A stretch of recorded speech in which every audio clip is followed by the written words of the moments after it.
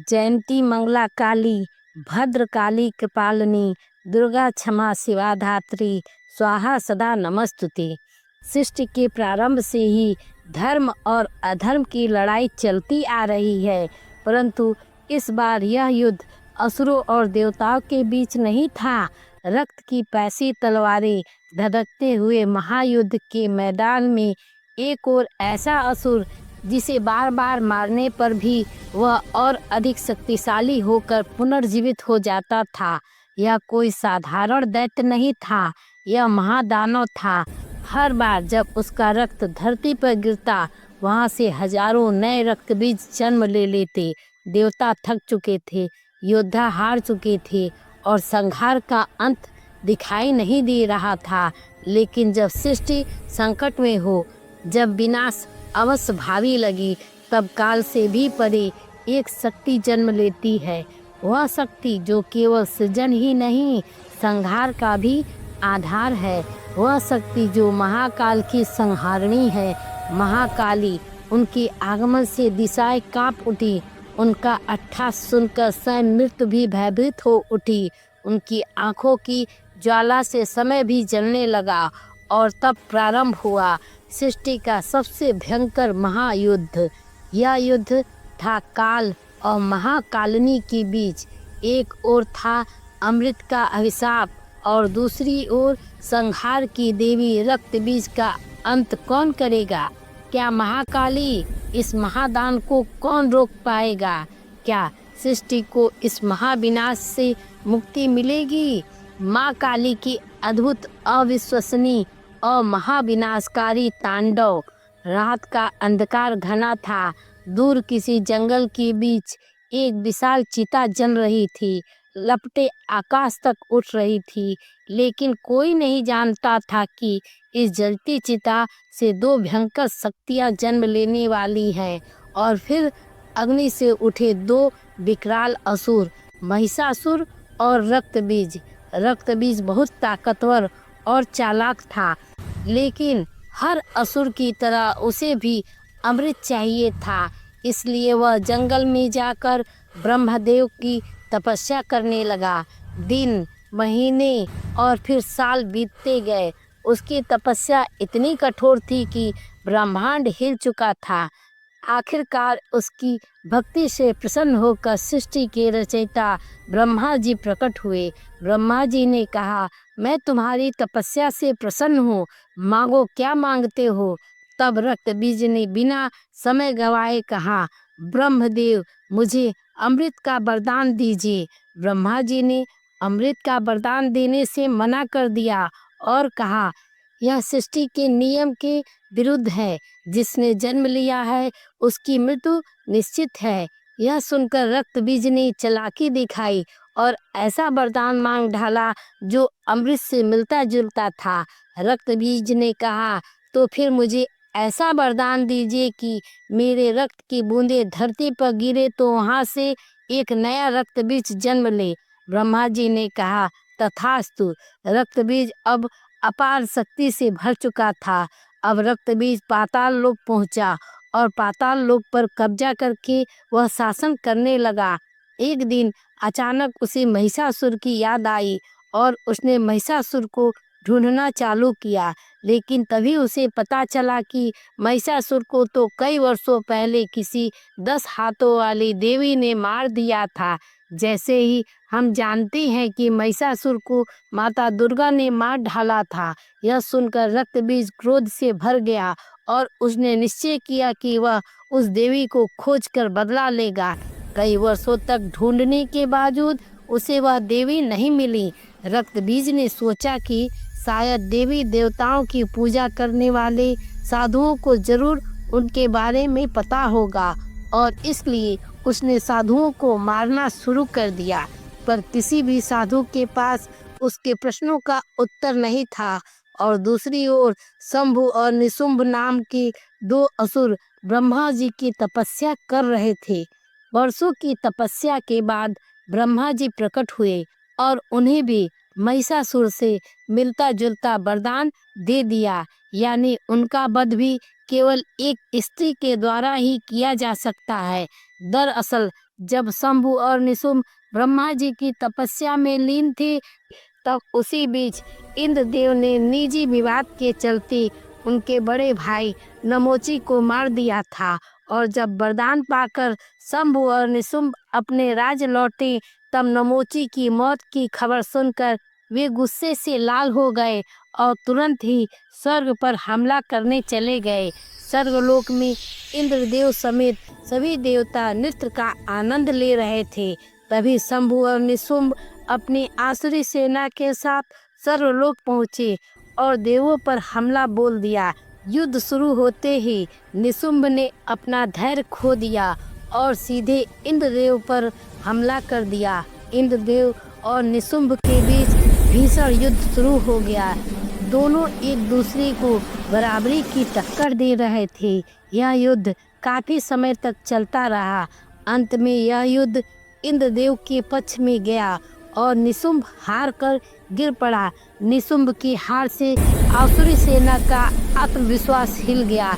आसुरी सेना पूरी तरह घायल होकर गिरने लगी। अब ये समाप्त होने के कगार पर थे। तभी अचानक असुरों के पीछे से एक खतरनाक गर्जना सुनाई दी। रक्त बीज ऐसे गर्जा कि इंद्रासन कांपने लगा।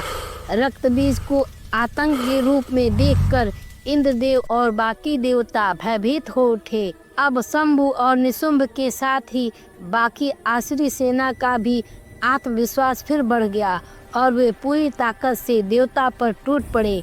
रक्त बीज अकेले ही देवताओं पर भारी पड़ रहा था। यह देखकर इंद्र समेत बाकी देवता भयभीत हो उठे और स्वर्ग छोड़कर भागने लगे। शंभु और निशुंभ काफी प्रसन्न हुए। अब वे स्वर्ग की स्वामी बन चुके थे और रक्त बीज को उन्होंने अपना सेनापति बना लिया। सभी देवता स्वर्ग छोड़कर सीधे कैलाश की ओर भागे। वे महादेव के पास गए, पर उस वक्त महादेव अपनी घोर तपस्या में लीन थे। तभी माता पार्वती प्रकट हुई और उन्होंने देवताओं से उनके आने का कारण पूछा। तब इंद्रदेव ने उन्हें सब कुछ बताया। माता पार्वती यह सब सुनकर विचार करने लगी। तभी चंड और मुंड नामक दो असुर जो शंभु और निशुंभ के दूत थे वहां आ पहुँचे। जैसे ही चंड और मुंड ने माता पार्वती को देखा, वे उनके सौंदर्य से मोहित हो गए।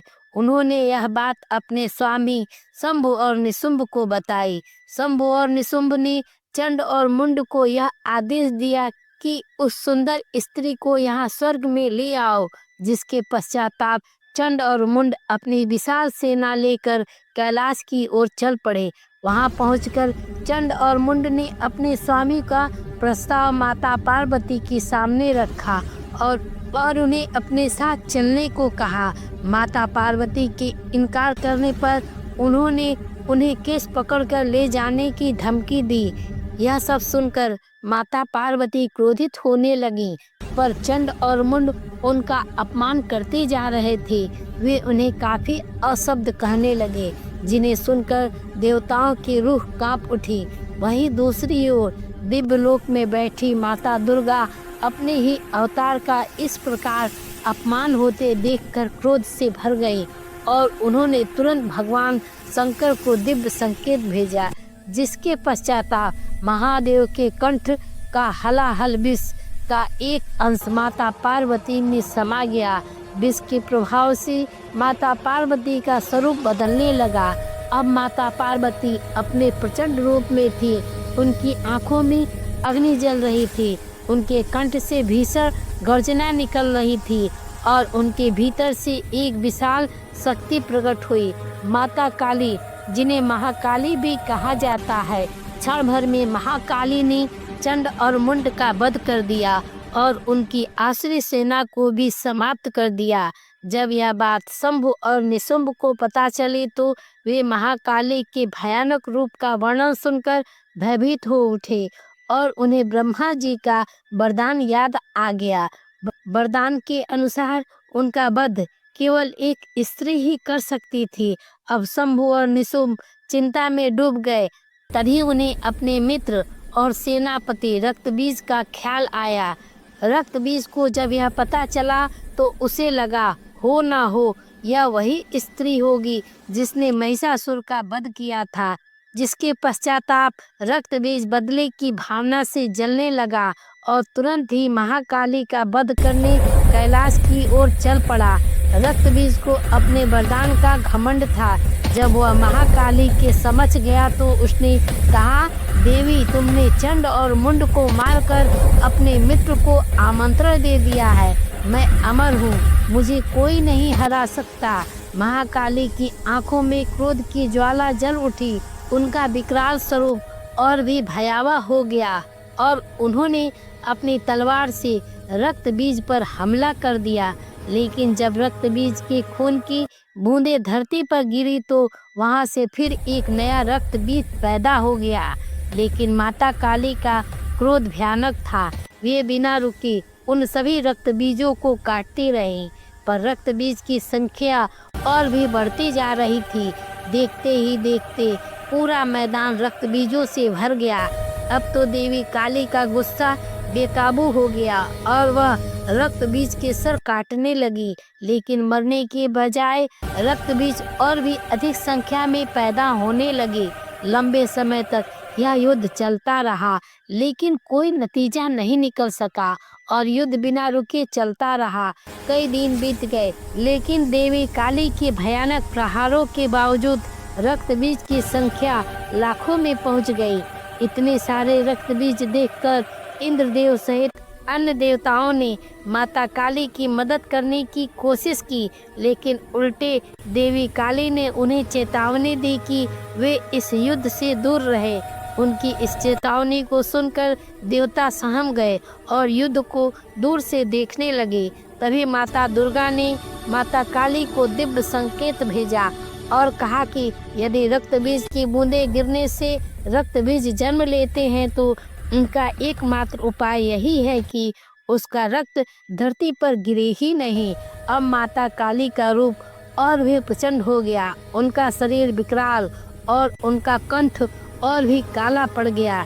देवी ने अपनी समस्त शक्ति एकत्रित की और सभी रक्त बीजों को अपने मुख में खींचना शुरू कर दिया। ये रक्त बीज के शरीर से बहने वाले हर रक्त को पीने लगी, जिससे उसकी एक भी बूंद धरती पर ना गिर सके। और इस तरह माता काली ने सभी रक्त बीजों का अंत कर दिया। देवता अत्यंत प्रसन्न हुए, लेकिन माता काली का क्रोध शांत होने के बजाय और भी बढ़ता जा रहा था। उनके भीतर की प्रचंड ऊर्जा अब भी विकराल रूप में प्रकट हो रही थी। माता काली का प्रचंड रूप अब संपूर्ण सृष्टि के लिए एक भयावह विनाश का संकेत बन चुका था। रक्त बीज का अंत हो चुका था, लेकिन देवी काली का तांडव थमने का नाम ही नहीं ले रहा था। उनका विकराल स्वरूप संपूर्ण ब्रह्मांड को भयभीत कर रहा था। देवता भयभीत थे, पृथ्वी स्वयं धधक रही थी और जोर जोर से कांप रही थी। तब सभी देवता महादेव के पास पहुँचे और उनसे विनती की कि केवल वे ही इस महाप्रलय को रोक सकते हैं। महादेव ने गहरी सांस ली और तुरंत माता काली की तांडव स्थल पर पहुँचे और महाकाली के रास्ते में जाकर लेट गए। भयानक गुस्से से आगे बढ़ रही देवी काली का पैर अचानक महादेव की छाती पर पड़ा और अपने प्राण प्रिय स्वामी को अपने पैरों के नीचे देखकर उनका क्रोध शांत हुआ और उन्हें अपनी गलती का एहसास हुआ। फिर देवी काली अचानक मूर्छित होकर गिर पड़ी। तब महादेव ने उन्हें उठाया और अपने साथ वापस कैलाश पर ले आए। इस प्रकार रक्त बीज के अंत के साथ साथ माता काली की प्रचंड तांडव का भी समापन हुआ और सृष्टि पुनः अपने संतुलन में लौट आई। जय माँ काली, जय महाकाली। आपको यह वीडियो कैसा लगा कमेंट बॉक्स में ज़रूर बताएं और साथ ही इस वीडियो को लाइक करें और मेरे चैनल को सब्सक्राइब करके घंटी का बटन दबा दीजिए। भोलेनाथ की कृपा दृष्टि आप पर सदा बनी रहे। हर हर महादेव की जय।